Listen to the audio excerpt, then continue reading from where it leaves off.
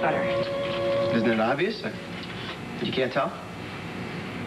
All I can tell is that I'm going to reek of onions all day. Well, the relevant question is, has peanut butter ever tasted so good?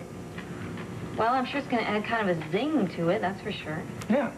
And the cucumbers give it that certain kind of je ne sais quoi, you know what I mean? It's like a texture, it kind of slithery, you know?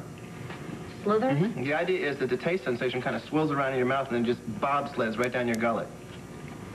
Well, yeah, it just kind of get the sticky feeling away from you. There you go. Yeah. See, you're not doing this all the time. So, now that you're back on track, what you going to do with your life?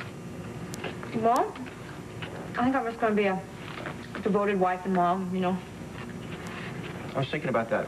I wanted to ask you, have you ever thought about going back to college? College? Are you kidding? No way. No. That is Will's department, not mine. I'm serious. You're very, very bright. You have a wonderful intellect. You're natural. Oh, please. I am just a little gal from the boondocks. You kidding me? Mm-hmm. Well, let me put it this way. How's Will doing? Oh, Will's great. I mean, Will's great. Mm-hmm. He's so smart. He goes computer class. I mean, he's really going places. There you go. You could do the same thing. You'd go to the same places. I'm throwing food all over. No, I'm serious. You and Will come from the same stock. Dixie, you could be anything you want to be. A doctor, a lawyer, a dental hygienist. Stop yourself, I'm serious. okay? You could be anything that you wanted to be. All you got to do is go for it. I'm very happy being me. Look, what about teaching? Teaching would be perfect for you. You'd be wonderful with kids. Dixie, I just feel like you've got all this stuff just turning around in you, and school would be a way to focus that. Just think of all the marvelous things you could do if you'd only try. I like this world just fine. Are you sure? Yes, I'm sure, okay? And if it's okay with you, I am just gonna let this guy set the world on fire. Well, who knows? Maybe you team up. Team up. Whatever. Do you want a cola? I'm thirsty. No, actually, no, but, you know, I would love an orange juice. Orange juice. I'll go raid the refrigerator. Okay, thanks.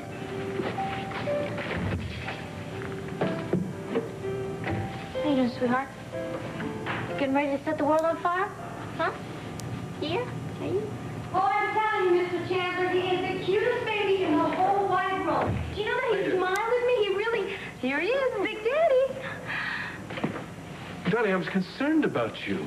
Hello, my friend. Concerned about me? Why? When you didn't show up at the country club. The country club? The country club, we agreed last night we were going to have lunch at the country club, remember? No, I don't remember. Dixie, you told me you were going to be with Cecily for a while, and then you would join me at the club. I waited and waited, and when you didn't show up, I figured you must still be here. Dixie, is everything all right? Yeah, I'm fine. I don't know. I don't know why I would forget something like that. Yes, it's not really like you. You're usually very good about things like that. It was over dessert. You remember, you said that you loved the chocolate mousse at the country club, and I said, fine, I'm going to take you to lunch there tomorrow. And you said that you were going to spend some time with Cecily, and I said, fine, meet me at 1 o'clock, and you said, okay. I don't believe I did this. Well, it's not the end of the world. These things happen. Well, Adam, I just to leave you sitting there? Forget it. Forget it. Why don't I take you and Adam Jr. home, and we'll have lunch on the terrace? How's that? I'm so sorry. Would you stop?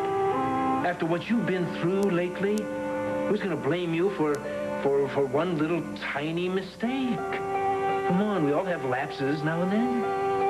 Oh, this absolutely. I forget things all the time. And every time I do, Nico throws a fit. Well, I'm hardly going to do that, because I happen to have the best wife in all the world. Okay.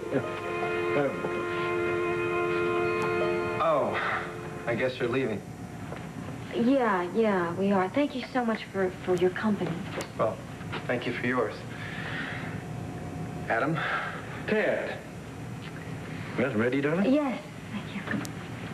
Well, take care, little guy. You take care of your mama. Yeah, don't you worry about that. Little lady's going to have everything her heart desires. I'll see you, Ted. Bye-bye. Bye, for visiting. What the hell is that all about? Never mind that. Thaddeus, what are we going to do about that perfectly horrible situation? Which horrible situation? Thank you.